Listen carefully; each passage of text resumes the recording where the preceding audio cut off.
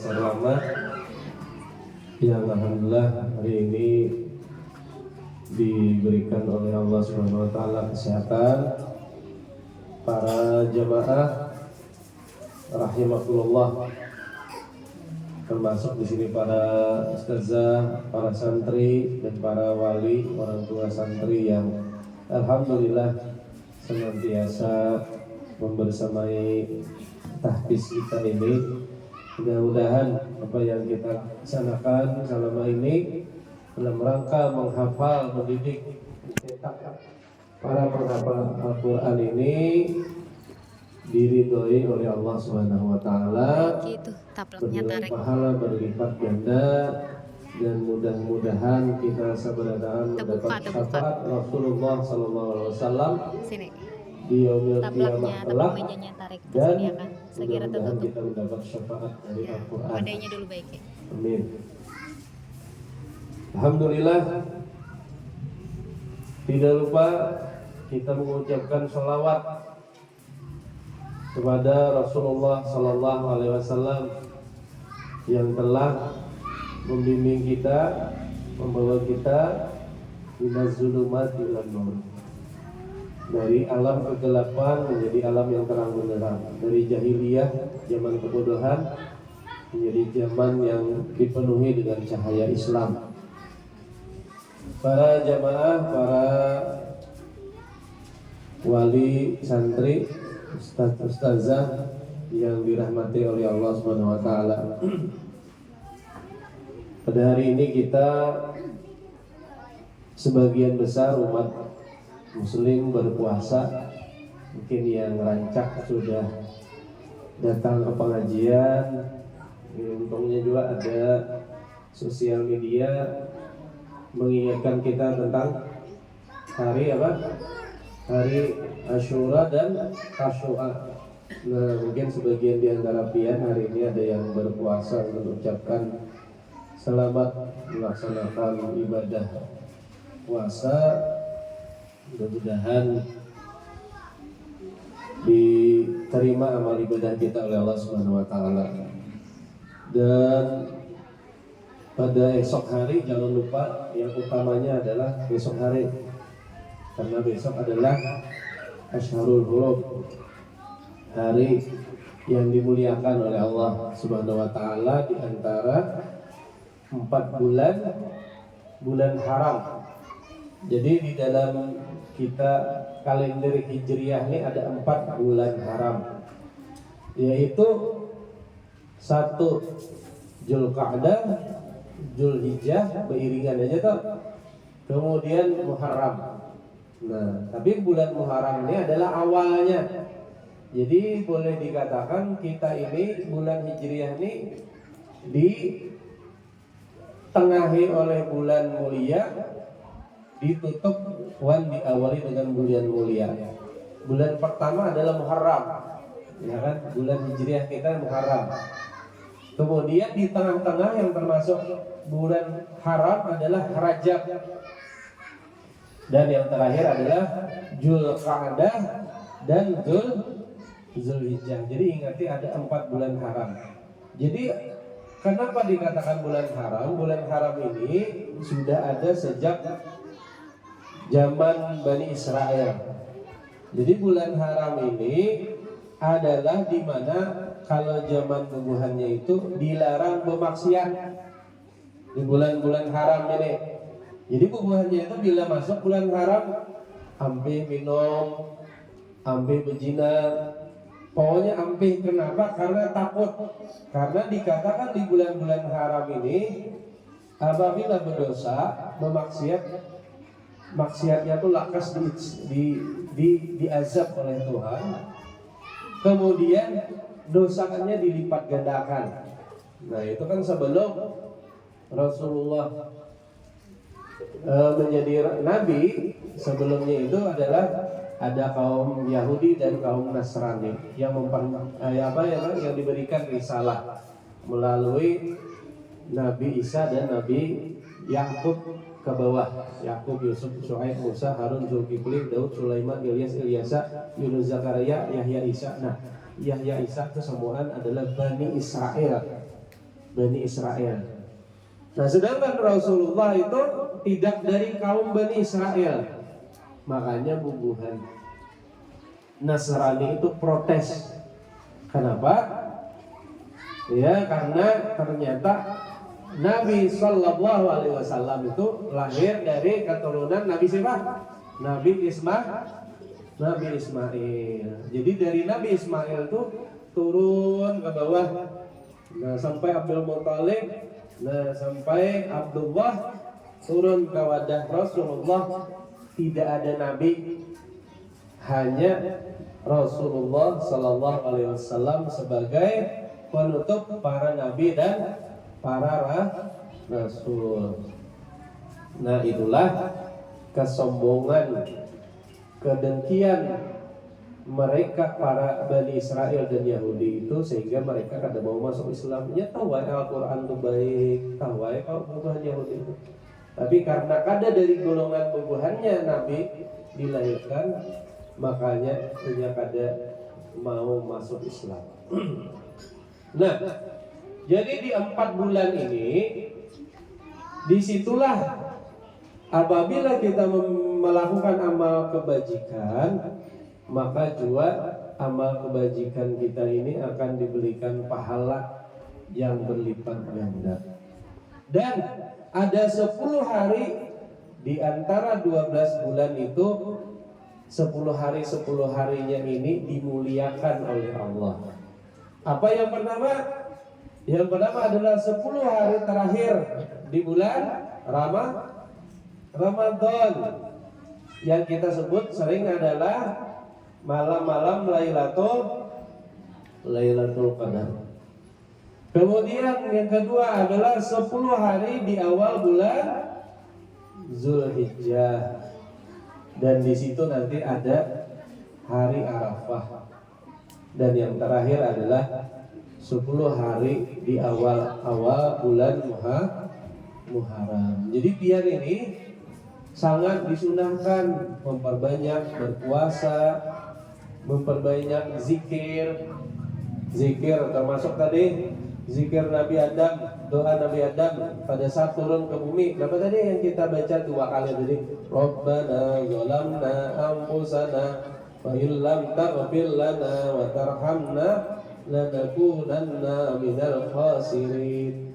Termasuk tasbih Nabi Yunus, la ilaha illa anta subhanaka inni kuntum minaz zalimin. Karena melalui tasbih itulah dan melalui bersalawat kepada Rasulullah lah akhirnya Nabi Yunus bisa dikeluarkan dari perut ikan nun atau ikan nang, kalau wadah kita wah ini ikan paus.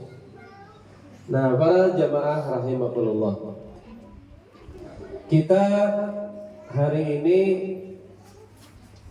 melaksanakan, sebagian orang tadi adalah berpuasa Tasu'a, tapi yang memang ada hadis yang kuat adalah puasa Asyura. Dan puasa Asyura itu adalah faedahnya, fadilahnya menghapus dosa kita setahun yang lalu. Jadi cukup sehari, atau yang kawa mampu mulai hari ini dari 2 hari berpuasa, insya Allah dosa-dosa kita diampuni oleh Allah Subhanahu Wa Taala. Ya, utamanya adalah dosa-dosa kita yang halus-halus lah. Mungkin sedikit ada menggeretek hati, hendak marawa orang. Nah itu termasuk dosa-dosa yang halus. Misalnya tapandir, masalah dosa kecil kan. Kemudian ria, hendak bertampai. Nah, ada kesombongan. Nah, atau lalai. Nah, tapi kebanyakan di budaya kita, kebanyakan berulah bubur Asyura itu kasungsungan. Nah, ini nang mudah-mudahan kawa diubah budayanya. Karena berulah bubur Asyura sungsong. Jam 9 jam 10 mengawal dah. Sang hari kapal udah. Pas saya nyar puasa yang akhirnya. Nah, padahal amalan paling utama di bulan Asyura pada hari Asyura itu Asyar 10 hari ke-10 itu adalah berpuasa. Nang becalak mata, nang mengusap kepala anak yatim, itu hadisnya lemah aja. Nang hadisnya nang paling ya sangat disarankan lah kepada kaum muslimin muslimat ya adalah hadis yang paling sahih adalah berpuasa. Dua aja yang paling utama nih, lawan menolongi memberi rezeki nafkah kepada anggota keluarga. Ini aja dua yang paling afdal, apalagi esok hari Jumat. Jadi pian ibu-ibu tolong bertagih malam ini lawan abahnya supaya dibanyaki munjuki duit esok ya, karena dua ini aja abahnya enak berpuasa. Yang kedua adalah memberi nafkah kepada orang terdekat. Jadi yang kayak membesar kepala anak yatim itu adalah fadilah amal. Jadi hadisnya kada kuat, tapi disarankan menggawi bila ada rezekinya. Mengusap kepala anak yatim, bercalak mata, habis itu banyak bersolawat. Itu kan kebaikan-kebaikan. Walaupun kada hari Asyura disarankan juga. Tapi yang hadisnya yang sahih adalah berpuasa. Nah makanya tolong panitia bubur Asyura ini dibaiki diatur bahasa waktunya nih nah. Ada kami maulah bubur Asyura kebetulan di ruang makan gratis. Kami ini 2 tahun esok tuh 2 tahun sudah bini ulun memakani jemaah itu setiap hari 150 porsi setiap hari itu sudah 2 tahun. Namun esok karena esok tuh miladnya genap 2 tahun rumah makan gratis kami, rumah makan gratis Yusuf. Nah kami baulahnya jam 2 jarang mulai baulah kainnya jam 5 jarang dikiawi orang basar tuh siapa yang sudah memesan bubur Asyura nah, di WA aja tuh ambil gasan buka puasa. Nah jadi tolong aja ibu-ibu yang tadi ya esok hendak molah bubur Asyura, apabila sudah tajadwal besokan tetap pian puasa. Tapi nih dingin Ustaz ajar nah ya mamalar bubur untuk ya kan kada dimakan som-som atau mamalar puasa diampuni 1 tahun yang lalu. Ibu-ibu rahimakumullah, kita ini sudah tak biasa bila imbah bulan puasa, imbah hari raya ini modelnya tuh kolerang benar tupang puasa sudah sampai kan nisfu Sa'ban lawan membayar. Jadi 10 bulan itu bilang parai puasa. Padahal dari sisi duniawinya saja para ahli-ahli kesehatan sudah mengatakan apabila seseorang itu dalam 10 hari itu kalau melakukan 1 hari aja mengistirahatkan perutnya, insya Allah orang itu sehat panjang umur. Jadi biarlah jakanya kita nih rajin saja puasa Senin Kamis atau Senin aja atau Kamis saja kan setiap minggu dong. Maka lemak-lemak kemudian zat-zat di dalam tubuh kita ini sebetulnya didetok. Ya didetok, jar orang tuh dilunturakan. Karena bila kita makan terus, nutrisi masuk ke dalam awak. Nah makanya jadi lemak doy. Nah lemak jangan mencari kawan yang lainnya. Kalau coba ini lemak mah mencari kawan. Kada usah dicari kawan yang lemak. Nang lemak satu terapinya adalah terapi leher. Nah terapi leher caranya adalah bila ditawari orang makan lehernya begiling-giling aja kan, terapi leher aja. Pokoknya nang lemak-lemak ini terapi leher. Nah nang kurus sama juga bilanya ditawari orang angguk-angguk aja nah. Hendakkah? Iya terus nah.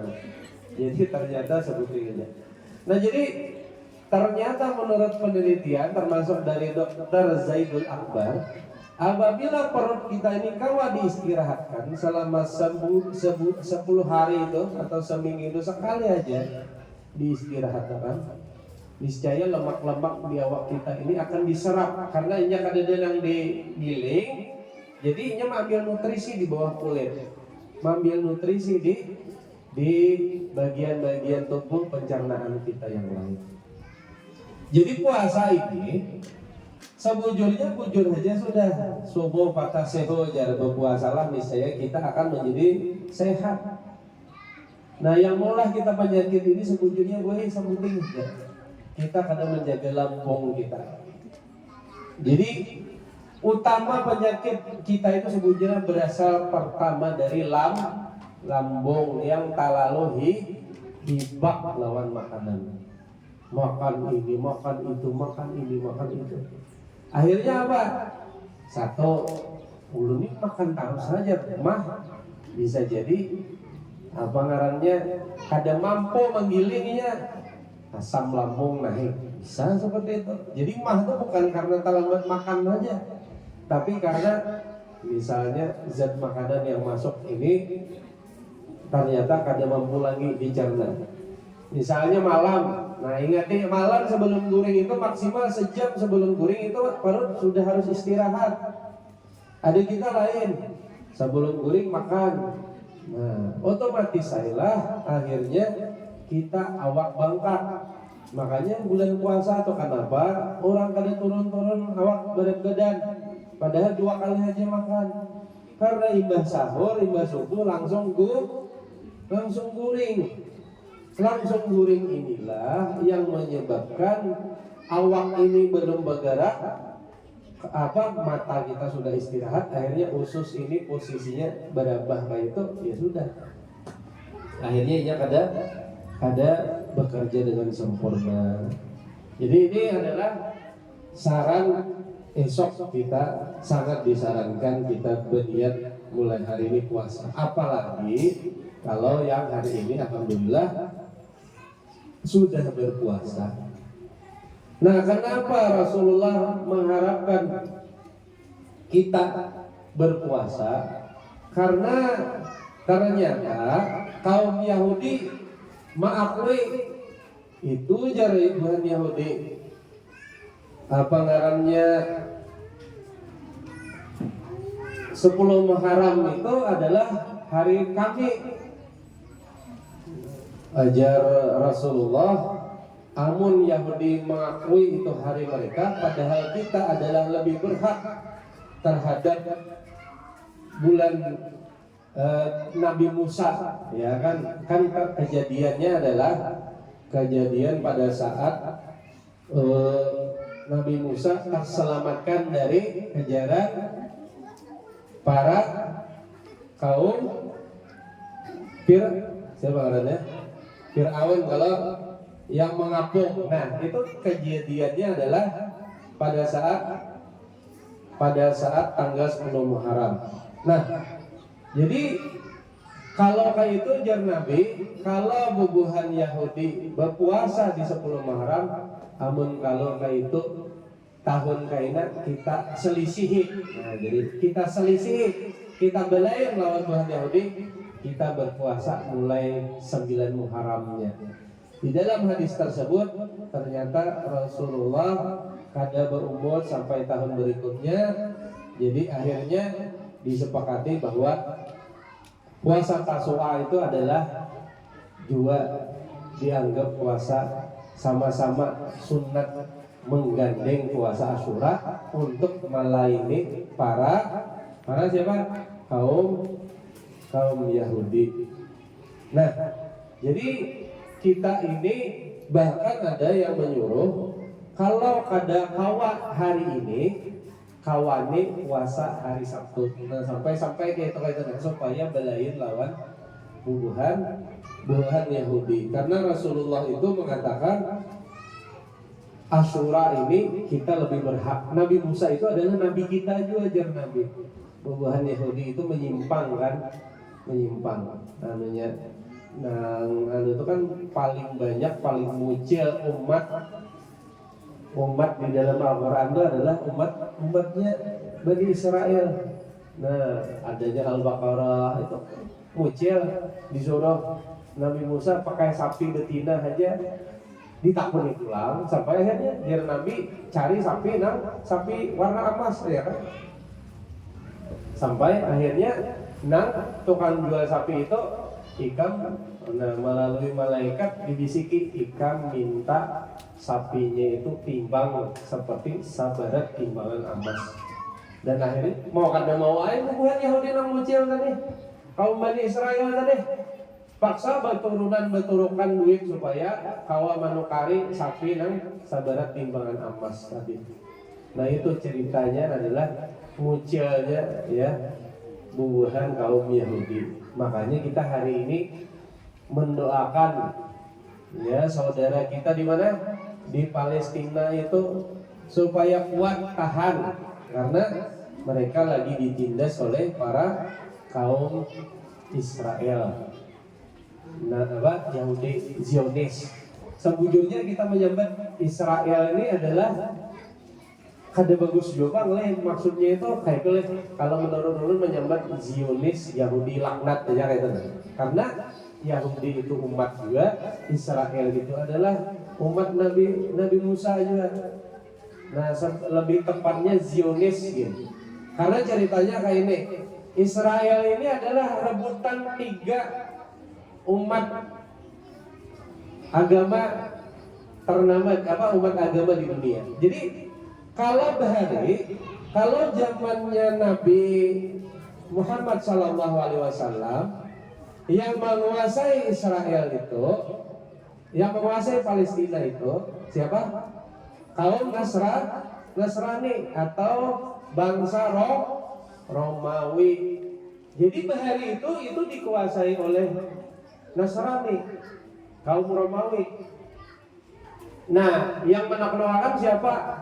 Yang menaklukkan adalah siapa namanya? Adalah sahabat kita Umar bin Khattab. Habis itu dikuasai lagi setelah berapa ratusan tahun dikuasai pula. Dan yang kedua ini ditaklukkan oleh Salahuddin Al-Ayyubi. Nah itu ngarannya perang salib. Nah bila pian ada mendengar perang salib yaitu menaklukkan Palestina. Nah yang terakhir ini Yahudinya bentukan. Jadi sebetulnya ini lain agama Yahudi, tapi ininya dapat wangsit. Modelnya siapa pendiri Zionis ini itu dapat semacam keyakinan. Nah sebetulnya ini ajaran Dajjal. Tapi itu sudah ada di Al-Quran. Memang akan ada pengikut Dajjal itu. Ya pengikut Dajjal itu satu alirannya Syiah, yang kedua bergabung dengan Yahudi. Nah, jadi kita untung saja Rasulullah itu pada saat resah sidin saat sholat di masjid Qiblatain, saat itu dapatlah wahyu dari Allah untuk mengubah kiblat. Pertama kiblat kita dulu menuju Palestina. Tapi pada saat sidin sembahyang asar disuruh Allah membalikkan awak untuk menghadap ke arah Mekah ke Baitullah, ke Mekah. Jadi kita disyariatkan, disuruh ditekankan mengunjungi 3 kota suci. Jadi bila pian ini berniat pada duit, sangat disarankan menabung untuk ke 3 kota suci ini saja kata para alim ulama dan disuruh oleh Rasulullah. 1, kita berkunjung ke Ka'bah, ke Makkatul Mukarramah. Yang kedua, ke Madinatul Munawwarah. Yang ketiga, ke Palestina. Kenapa kita disuruh ke Palestina? Karena itu suruhan Rasulullah. Kenapa Rasulullah menyuruh? Karena kita kalau ada di dunia ini nanti ke Palestina, nanti setelah wafat kita akan dikumpulkan di Palestina. Kenapa? Karena di Palestina lah kaina padang mahsyar. Kita ini kayaknya berkumpulan semuaan imbah hidup kembali ruh-ruh kita dari tulang ekor kita yang dihidupkan itu semuaan berkumpul di padang mahsyar, yaitu di Palestina. Dan Palestina itu pernah menjadi tonggak Nabi untuk naik ke Baitul Maqmur, yaitu adalah pada saat Isra dan Mi'raj. Makanya ada kalau pian melihat semalam ada Syekh Palestina datang, kan ada dom apa ngarannya Masjidil Aqsa, itu luasnya itu sekitar 30 hektar lebih. Jadi masjidnya halus saja, nang masjid nang kita lihat kubahnya tuh. Tapi kawasan Masjidil Aqsa itu luasnya lebih dari 30 hektar. Kenapa? Disitulah 120.000 nabi itu diimami oleh Nabi kita Nabi Muhammad sallallahu alaihi wasallam pada saat hendak melaksanakan Isra dan Mi'raj. Jadi itu sejarahnya Palestina. Makanya kalau ada duit menabung tambah siapa namanya umrah plus Palestina. Takutan pian mati di Palestina aja. Aduh, saya takutan di mana aja bisa mati yang lelah. Dan kadang sulah pangdadalannya orang umrah mati gitu kan. Karena yang dijajah oleh kaum Zionis itu nanti pukuli nang dianunya yang sarik apakah lawan Tuhan Muslim mukimin di jalur Gaza di park situ aja. Tapi kalau ada orang umroh itu kayaknya melihat jadwalnya. Bilanya malah bisa masuknya jalannya kada lewat bandara anunya, malah bisa lewat kan perbatasan itu bisa lewat Turki atau bisa lewat perbatasan ke Mesir atau Lebanon atau Suriah. Nah, jadi itu adalah anjuran kita esok hari untuk berpuasa. Nah, kejadian-kejadian kita di 10 Muharram ini pertama adalah kejadian diciptakannya Nabi Adam dan Siti Hawa itu 10 Muharram. Nah, kemudian Allah mengampuni dosa Nabi Adam sallallahu alaihi wasallam. Nah, pada saat Sidin mengucapkan Rabbana zalamna anfusana tadi yang kita baca doa kita tadi itu juga di 10 Muharram. Kemudian Allah mengangkat derajat Nabi Idris, ya. Nabi Idris juga di 10 Muharram. Selamatnya Nabi Nuh dari bencana banjir. Jadi pada saat kering setelah dunia ini banjir itu juga di 10 Muharram. Jadi kita ini semuaan itu adalah keturunan Nabi Nuh. Jadi bila ditakoni siapa kai kita, nah zuriat kita satu Nabi Adam, yang kedua Nabi Nuh. Kenapa? Karena saat itu matian manusia semuaan. Hanya adalah Nabi Nuh bersama 3 anaknya. Karena yang satunya si Kanan kada mau. Ya kalau lah. Nah, Sid, Had, Yafith ada 3 loh. Nah, itu ya, itulah yang ada keturunan sampai kita sekarang. Kemudian Nabi Ibrahim selamat dari api neraka juga. Dari api neraka, dari api raja siapa? Raja Namrud juga di 10 Muharram. Kemudian Nabi Yusuf bebas dari penjara 10 Muharram. Nabi Yakub bisa melihat lagi juga di 10 Muharram. Nabi Ayub sembuh dari penyakitnya, penyakit kusta di 10 Muharram. Selamatnya Nabi Musa dari kejaran Fir'aun di 10 Muharram. Kitab Taurat diturunkan untuk Nabi Musa di 10 Muharram. Nabi Isa diangkat ke surga di 10 Muharram. Nah, hijrah Nabi Muhammad dari Mekah ke Madinah, kemenangan umat Islam dalam perang Khaybar di 10 Muharram. Jadi artinya sayang kalau esok hari itu kita lewatkan, karena ini bukan dirayakan oleh Nabi Muhammad saja, tapi nabi-nabi yang dimuliakan oleh Allah Subhanahu wa taala, yang tercatat ada 120.000 nabi dan rasul, banyak mengalami peristiwa-peristiwa besar di 10 Muharram. Mudah-mudahan besok kita diberi kesehatan oleh Allah Subhanahu wa taala, panjang umur, bisa melaksanakan puasa hari Asyura, dan kita mumpung besok hari Jumat perbanyak bersolawat, bersedekah. Nah, pada abahnya juga banyak kita memberi duit, intinya lah, jangan memberi muar aja kata kan. Nah, kemudian pian yang ada rezeki juga bisa berbagi kepada kaum yatim dan duafa, fakir miskin, duafa dan yatim. Ya, kalau yatim bibinian itu di dalam aturannya adalah itu sampai dia menikah. Kalau yatim lalakian itu sampai dia akil balik. Nah, itu menurut pandangan sebagian ulama. Dan hari ini kita kebetulan adalah, ini ustazah mana ustazah nih? Keluaran ustazah.